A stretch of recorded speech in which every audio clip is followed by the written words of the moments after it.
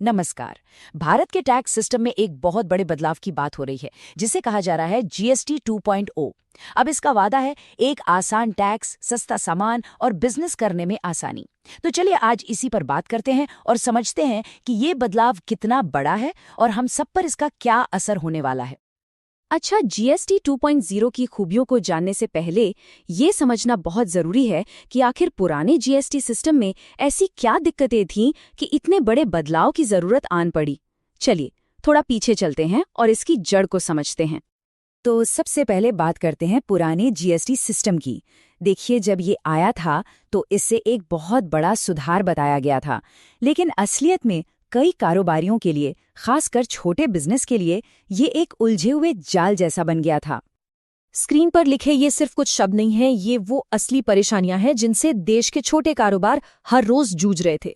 जैसे ये जो उल्टी शुल्क संरचना है, ये सुनने में बड़ा टेक्निकल लगता है ना? पर इसका सीधा सा मतलब ये था कि एक कारोबारी कच्चा माल खरीदने पर तो ज्यादा टैक्स दे रहा है, लेकिन अपना तैयार माल बेचने पर उसे कम टैक्स मिल रहा है। तो होता क्या था, उसका पैसा सिस्टम में ही फंस जाता था। अब नतीजा ये हुआ कि ध्यान बिजनेस बढ़ाने से ज्यादा कागजी कार्रवाई पर चला गया। तो जब मुश्किलें इतनी बढ़ गईं, तो ये साफ हो गया कि अब एक बड़े बदलाव का वक्त आ गया है। और यहीं से जीएसटी 2.0 की कहानी शुरू होती है। एक ऐसी कोशिश जो टैक्स सिस्टम को सरल और असरदार बना सके। हाँ, तो ये बदलाव कोई रातों रात नहीं हुआ।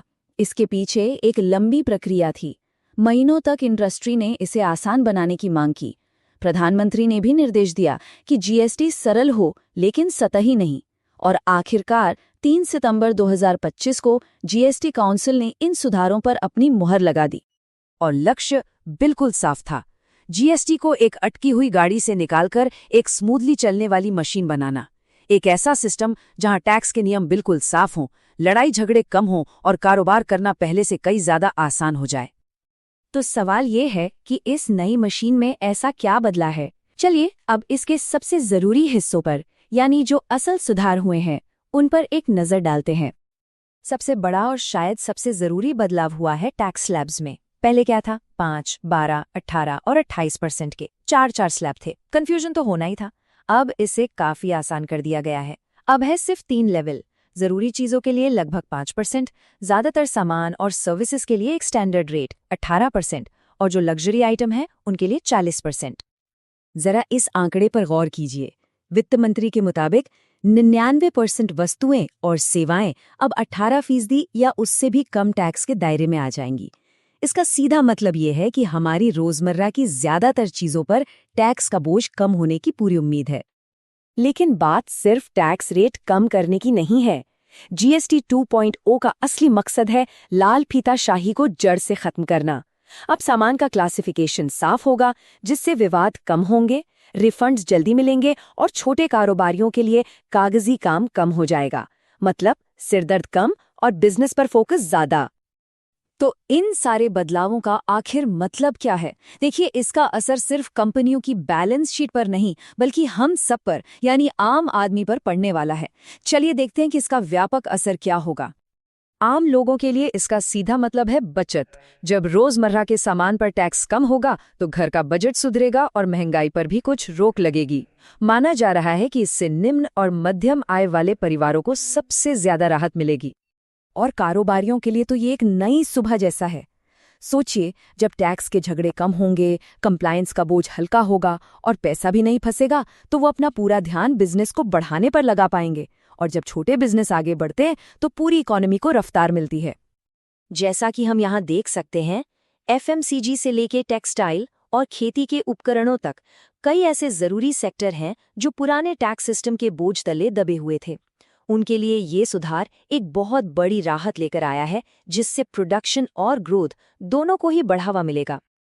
और देखिए, इसका असर सिर्फ एक सेक्टर या एक इंडस्ट्री तक ही सीमित नहीं है, बल्कि पूरी अर्थव्यवस्था पर पड़ने वाला है। एक्सपर्ट्स का मानना है कि जब लोग ज्यादा खर्च करेंगे और कारोबार फलेंगे फूलेंगे, तो भारत की जीडीपी में 1% से भी ज्यादा की बढ़ोतरी हो सकती है।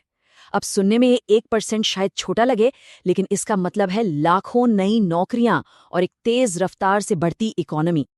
लेकिन एक बात है, कागज पर एक अच्छी योजना बनाना एक बात है और उसे जमीन पर कामयाबी से लागू करना बिल्कुल दूसरी। अब इस सुधार की असली परीक्षा शुरू होती है। क्या इस वादे को हकीकत में बदला जा सकेगा?